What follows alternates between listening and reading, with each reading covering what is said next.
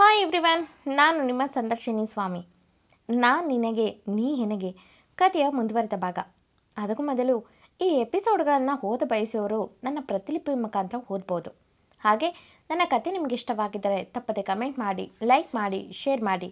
ಹಾಗೆ ನನ್ನ ಚಾನಲ್ಗೆ ಹೊಸಬರಿದ್ದರೆ ಸಬ್ಸ್ಕ್ರೈಬ್ ಆಗಿ ಪಕ್ಕದಲ್ಲಿರುವ ಬೆಲ್ ಐಕನ್ನ ಕ್ಲಿಕ್ ಮಾಡಿ. ಇದರಿಂದ ನನ್ನ ಎಲ್ಲ ಕತೆಗಳ ನೋಟಿಫಿಕೇಷನ್ ನಿಮಗೆ ಸಿಗುತ್ತೆ. ಸೊ ಬನ್ನಿ, ಕಥೆಯ ಮುಂದುವರೆದ ಭಾಗನ ನೋಡೋಣ. ಎಪಿಸೋಡ್ 151 ಇಂದಿನ ಸಂಚಿಕೆಯಲ್ಲಿ ಕಿಟ್ಟಿ ಹೇಳಿದಂಥ ಮಾತಿಗೆ ಅಗಸ್ತ್ಯ ಯಾವ ವಿಷಯದ ಬಗ್ಗೆ ಅಂದ. ಕಿಟ್ಟಿ ಅದೇ ಬೇಜಾರಾದಾಗ ನಾವು ಬೇಕು, ಮಾತಾಡಬೇಕು, ಶೇರ್ ಮಾಡ್ಕೊಳ್ಳೋಕ್ಕೆ.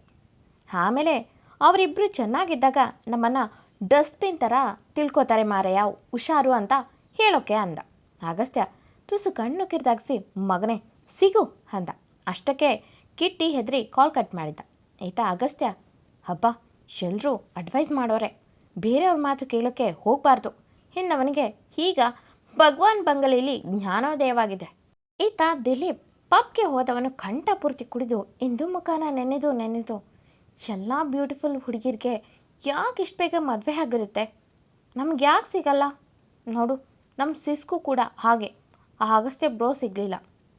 ಈಗ ಈ ಹುಡುಗಿ ಸಂಸ್ಕೃತಿ, ವಾವ್, ಅವಳ ಹೆಸರೇ ಒಂದು ಮುದ್ರವಾಗಿದೆ.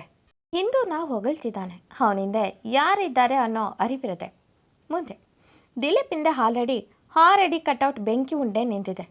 ಅದು ಕೂಡ ಪಾಟಿ ಮಾಸ್ಕ್ ಹಾಕಿ ಕಣ್ಣು ಕಿರಿದಾಗಿಸಿ ಅವನನ್ನೇ ಕೆಕ್ಕರಿಸಿ ನೋಡುತ್ತಾ.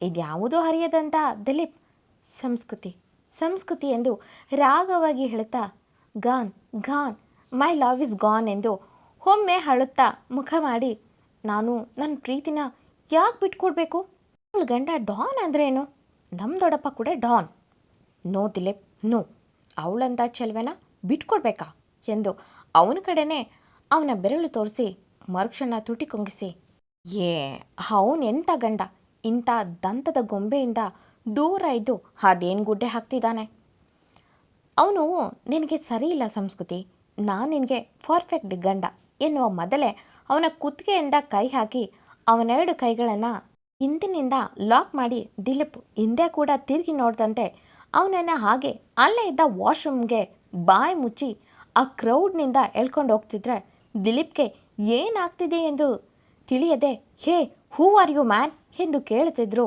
ಬೆಂಕಿ ಉಂಡೆ ಅಕ್ಷರಶಃ ಬೆಂಕಿಯಾಗಿ ಎಳೆದುಕೊಂಡು ಹೋಗಿ ವಾಶ್ರೂಮ್ನಲ್ಲಿ ಅವನನ್ನು ಅಲ್ಲೇ ಇದ್ದ ಟೈಲ್ಸ್ಗೆ ತಲೆನ ಗುದ್ದಿಸಿ, ನನ್ನ ಹೆಂಡ್ತಿನ ನಿನ್ನ ಜೊತೆ ಕರ್ಕೊಂಡೋಗೋಕ್ಕೆ ಎಷ್ಟೋ ಧೈರ್ಯ, ಇವನು ಹೆಂಡ್ತಿನ ಬೇರೆಯವರ ಮನೆಯಲ್ಲಿ ಇರೋಕ್ಕೆ ಬಿಟ್ಟಿದ್ದಾನೆ ಅಂದರೆ ಅವಳ ಮೇಲೆ ಒಂದು ಕಣ್ಣಿದೆ ಅಂತ, ನಿಮ್ಮಂಥ ಬೀದಿ ನಾಯಿಗಳು ನನ್ನ ಹೆಂಡ್ತಿ ಮೇಲೆ ಕಣ್ಣು ಹಾಕ್ತೀರಾ ಅಂತಾನೆ ಅವಳಿಂದ ದೂರ ಇದ್ದರೂ ಅವಳಿಗೆ ಕಾವಲಾಗಿದ್ದೀನಿ ಆ್ಯಂಡ್ ಇರ್ತೀನಿ ಕೂಡ ಎಂದವನು ಕೋಪದಲ್ಲಿ ತನ್ನ ಹಣೆನ ತೀಡಿ ಅವನನ್ನು ಟೈಲ್ಸ್ಗೆ ಜೋರಾಗಿ ಒತ್ತಿ ಹಿಡಿದು, ಆವಾಗಲೇ ಏನೋ ಹೇಳ್ತಿದ್ದೆ, ನಿಮ್ಮ ದೊಡ್ಡಪ್ಪ ಡಾನಾ ಎಂದು ತಲೆ ಮೇಲೆಲ್ಲ 4 ಬಾರಿಸಿ, ಡಾನ್ ಅಂತೆ ಡಾನ್, ಯಾವ ಸೀಮೆ ಡಾನೋ, ಇನ್ನು 3 ತಿಂಗಳಿಗೆ ಅವನನ್ನು ಬೂಮ್ ಎಂದು ಇರುವೆ ಬಸ್ಕೋ ಥರ ಒಸಗ್ದಿದ್ರೆ ಎಂದು ಹೇಳ್ತಿದ್ರೆ ದಿಲೀಪ್ ಅವನ ಹೆಸರು ಹೇಳ್ತಾನೆ ಎಂದು ಅವನ ಮುಖ ಕಾಣದಿದ್ರೂ ಅವನ ಮಾತನ್ನು ಚೆನ್ನಾಗಿ ಕೇಳಿಸ್ಕೊಳ್ತಿದ್ದ.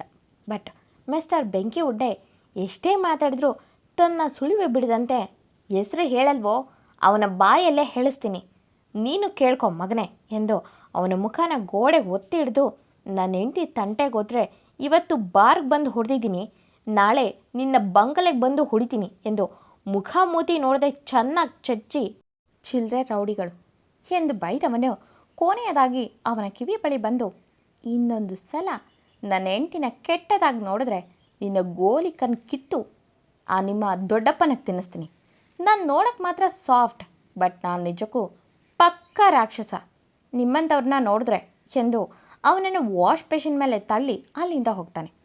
ದಿಲೀಪ್ ತಡವರಿಸಿ ಬಿದ್ದವನ ಮೂಳೆಗಳು ಎಲ್ಲೆಲ್ಲಿ ಮುರಿದಿತ್ತೋ ಗೊತ್ತೇ ಇಲ್ಲ. ಅವನು ಮೇಲೆ ಎಳೆದು ತುಸು ಸಮಯನೇ ಬೇಕಾಯಿತು. ಇತ್ತ ಮನೆಯಲ್ಲಿ ಕಾವ್ಯ ಒಂದು ಪ್ಲಾನ್ ಮಾಡಿದ್ಲು, ಮದುವೆ ಹತ್ತಿರ ಬಂದಿದೆ ಎಂದು. ಅಗಸ್ತ್ಯ ಮನೆಗೆ ಬಂದವನೇ ನಾಳೆ ದಿನದ ಬಗ್ಗೆ ಯೋಚಿಸಿ ಒಮ್ಮೆ ತನ್ನವಳನ್ನು ಕೀಟಲೆ ಮಾಡುವ ಆಸೆಯಲ್ಲಿ ಕಾಫಿ ಬೇಕು ಎಂದು ಎಂದಿನಂತೆ ಕಿಚನ್ಗೆ ಕಾಲ್ ಮಾಡ್ದ. ಅತ್ತ ತುಳಸಿ ಅಲ್ಲೇ ಇದ್ದ ಹಿಂದುಗೆ, ಸಂಸ್ಕೃತಿ ಅಗಸ್ತ್ಯ ಅಣ್ಣನಿಗೆ ಕಾಫಿ ಮಾಡ್ತೀಯಾ, ಅದೇನೋ ಅವ್ರಿಗೆ ನಿಮ್ಮ ಕಾಫಿ ತುಂಬ ಹಿಡಿಸ್ತಿದೆ ಎಂದರು ನಗುತ್ತಾ. ಎಂದೋ ಮನದಲ್ಲೇ ನನ್ನ ಗಂಡ ನನ್ನ ಕಾಫಿ ಇಷ್ಟಪಡದೆ ಬೇರೆ ಯಾರು ಮಾಡಿದ್ದು ಇಷ್ಟಪಡಲ್ಲ ಎಂದು ನಕ್ಕವಳು ಆರಾಮಾಗೆ ಅವನಿಗಾಗಿ ತುಸು ಪ್ರೀತಿನ ಬೆರೆಸಿ ಕಾಫಿ ಮಾಡಿದವಳು ತುಳಸಿ ಕೊಡ್ತೀನಿ ಅಂದರು. ಅಕ್ಕ, ನಾನು ಮೇಡಮ್ ರೂಮ್ಗೆ ಹೋಗಬೇಕಿತ್ತು, ಅವರಿಗೂ ಕೊಟ್ಟು ಹೋಗ್ತೀನಿ ಎಂದಳು. ತುಳಸಿ ಹುಷಾರು ಸಂಸ್ಕೃತಿ ಎಂದು ಎಚ್ಚರಿಸಿ ಕಳಿಸಿದ್ಲು. ಅಲ್ಲಿ ಇಂದು ತುಸು ಖುಷಿಯಲ್ಲೇ ಕಾಫಿ ಹಿಡಿದು ಹೋಗುವಾಗ ಎದುರಾಗಿದ್ದು ಆ ಕಾವ್ಯ. ಇಂದು ಅವಳ ಮುಖ ನೋಡಿ ಸುಮ್ಮನೆ ನಿಂತಳು. ಕಾವ್ಯ ಇಂದು ಕೈಯಲ್ಲಿ ಇರುವ ಕಾಫಿ ಪಡೆದು ಯಾರಿಗೆ? ಅಗಸ್ತ್ಯನಿಗೆ ತಾನೇ ಅಂದ್ಲು. ಇಂದು ಎನ್ನುವಂತೆ ತಲೆ ಆಡಿಸಿದ್ಲು. ಕಾವ್ಯ ಕೊಡು, ನಾನು ಕೊಡ್ತೀನಿ, ನೀನು ಹೋಗು ಅಂದ್ಲು. ಹಿಂದುಗೆ ಮೈಯೆಲ್ಲ ಉರಿತಿತ್ತು. ಆದರೂ ಸಹಿಸುತ್ತಾ ಕೊಟ್ಟು ಹಿಂದೆ ತಿರುಗಿದ್ರೆ ಕಾವ್ಯ ಒಮ್ಮೆ ಸುತ್ತನ ನೋಡಿ ಅಗಸ್ತ್ಯನಿಗೆ ಕೊಟ್ಟ ಕಾಫಿನ ಅವಳು ಒಂದು ಸಿಪ್ ಕುಡಿದು ಅಗಸ್ತ್ಯನ ರೂಮ್ಗೆ ಹೋಗ್ತಾಳೆ. ಇಂದು ಆತನ ದೂರದಲ್ಲಿ ನೋಡಿ ಕೋಪದಲ್ಲಿ ದವಡೆ ಬಿಗಿತು. ಕಾವ್ಯ ಅಗಸ್ತ್ಯನ ರೂಮ್ಗೆ ಹೋಗಿತನ ನೋಡಿ ತಾನು ಬಾಗಿಲ ಹೊರಗೆ ನಿಂತು ಒಳಗೆ ಏನು ನಡೀತಿದೆ ಎಂದು ನೋಡಿದ್ಲು.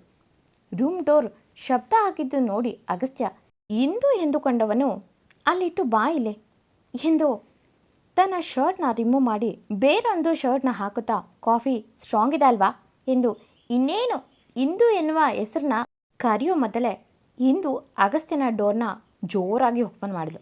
ಅಗಸ್ತ್ಯ ತಕ್ಷಣ ಹಿಂದೆ ತಿರುಗಿ ನೋಡಿದ್ರೆ ಅಲ್ಲಿ ಬಾಗಿಲ ಬಳಿ ಇಂದು ನಿಂತಿದ್ರೆ ಅವನ ರೂಮ್ನಲ್ಲಿ ಕಾಫಿ ಕಪ್ ಹಿಡಿದು ಕಾವ್ಯ ನಿಂತಿದ್ಲು. ಅಗಸ್ತ್ಯ ಒಮ್ಮೆ ಇಂದು ಕಡೆ ನೋಡಿದ್ರೆ ಇಂದು ತನ್ನ ಸೆರಗು ತೆಗೆದು ಕಾಫಿ ಕುಡಿಬೇಡಿ ಎನ್ನುವಂತೆ ಸನ್ನೆ ಮಾಡಿದ್ಲು. ಅಷ್ಟೊತ್ತಿಗೆ ಕಾವ್ಯ, ಹೇಯ್, ಇಲ್ಲೇ ನಿನ್ನ ಕೆಲಸ, ಕಾಫಿ ಕೊಟ್ಟಾಯ್ತಲ್ಲ, ಹೋಗಿ ಇಲ್ಲಿಂದ ಅಂದ್ಲು. ಅಗಸ್ತ್ಯ ಕಣ್ಣು ಸಣ್ಣ ಮಾಡಿ ಒಮ್ಮೆ ಕಾವ್ಯನ ನೋಡಿ ನೀನು ಹೋಗು ಎನ್ನುವಂತೆ ಇಂದು ಕಡೆ ಸನ್ನೆ ಮಾಡ್ದ. ಇಂದು ಹೊರಗೋಗುವ ಮನಸ್ಸಿಲ್ಲ, ಆದರೂ ಹೊರಗೋದ್ರೂ ಬಾಗಿಲ ಬಳಿನೇ ನಿಂತಿದ್ಲು. ಕಾವ್ಯ ಅಗಸ್ತ್ಯನ ಮುಂದೆ ನಿಂತು ಕಾಫಿ ಅಂದ್ಲು. ಅಗಸ್ತ್ಯ ಒಮ್ಮೆ ಕಾವ್ಯ ಮುಖ ನೋಡಿ ನಾನೇ ನನ್ನ ಹೆಂಡತಿ ಮೇಲೆ ಅಧಿಕಾರವಾಗಿ ಮಾತಾಡೋಕ್ಕೆ ಈಗಲೂ ಸ್ವಲ್ಪ ಯೋಚನೆ ಮಾಡ್ತೀನಿ, ಅಂಥದ್ರಲ್ಲಿ ಅವಳಿಗೆ ಆವಾಜ್ ಆಗ್ತೀಯಾ ಎಂದುಕೊಂಡವನು ಕಾಫಿ ಕಪ್ ಪಡೆದವನು ಒಮ್ಮೆ ಆ ಕಪ್ನ ಸರಿಯಾಗಿ ನೋಡ್ದ. ಆ ಕಪ್ ಮೇಲೆ ತುಸು ಕಾಫಿ ಖಾಲಿಯಾಗಿತ್ತು. ಜೊತೆಗೆ ಕಾವ್ಯ ಲಿಪ್ಸ್ಟಿಕ್ ಆ ಗ್ಲಾಸ್ಗೆ ತುಸು ಅಂಟಿತ್ತು. ಅದನ್ನು ನೋಡಿದ ಅಗಸ್ತ್ಯ ದವಡೆ ಬಿಗಿದು ಕಾಫಿನ ಸೀದಾ ಕಾವ್ಯ ಮುಖಕ್ಕೆ ಹಚ್ಚಿ, ಎಷ್ಟು ಧೈರ್ಯ ನನಗೆ ನೀನು ಕುಡಿದಿರೋ ಎಂಜಲು ಕೊಡೋಕ್ಕೆ ಎಂದ. ಕಾವ್ಯ ಕೋಪದಲ್ಲೇ ಅಗಸ್ತ್ಯನ ಮುಖ ನೋಡಿ ಅಗಸ್ತ್ಯ ಅದೂ ಅಂದ್ಲು. ಅಗಸ್ತ್ಯ, ಏಯ್, ನನ್ನ ಹೆಂಡ್ತಿ ಬಿಟ್ಟು ಇನ್ಯಾವಳು ಕುಡಿದು ಬಿಟ್ಟಿರೋ ಹೆಂಜಲು ಕುಡಿಯೋಕ್ಕೆ ನಾನು ನಾಮಾರ್ದ ಅಲ್ಲ. ಇವನು ಅಗಸ್ತ್ಯ, ನಿನ್ನಂತ ಎಷ್ಟೋ ಹುಡುಗಿರ ನೋಡಿದ್ದೀನಿ, ನನ್ನ ಹೆಂಡ್ತಿ ಕಾಲಿನ ಧೂಳಿಗೂ ಸಮ ಇಲ್ಲ, ಅಂಥದ್ರಲ್ಲಿ ಇಂಥ ಟ್ರಿಕ್ ಎಲ್ಲ ನನ್ನ ಬಳಿ ನಡೆಯೋದಿಲ್ಲ ಎಂದವನು ಗೆಟ್ ಔಟ್ ಎಂದು ಜೋರಾಗಿ ಕಿರ್ಚಿದ. ಕಾವ್ಯ ಅಗಸ್ತ್ಯನ ಬಳಿ ಮತ್ತೊಮ್ಮೆ ತನ್ನ ಬಗ್ಗೆ ಯೋಚಿಸು ಎಂದು ಮಾತಾಡುವ ಸಲುವಾಗಿ ಬಂದಿದ್ಲು. ಬಟ್ ಅಗಸ್ತ್ಯ ತುಂಬ ಅವಮಾನ ಮಾಡಿದ್ದ. ಹೊರಗೆ ನಿಂತಿದ್ದ ಇಂದು ತುಟಿಯಲ್ಲಿ ಬೆಂಕಿ ಉಂಡೆ ಎಂದುಕೊಂಡೆ ಕೆಳಗೆ ಇಳಿದು ಹೋಗ್ತಾಳೆ.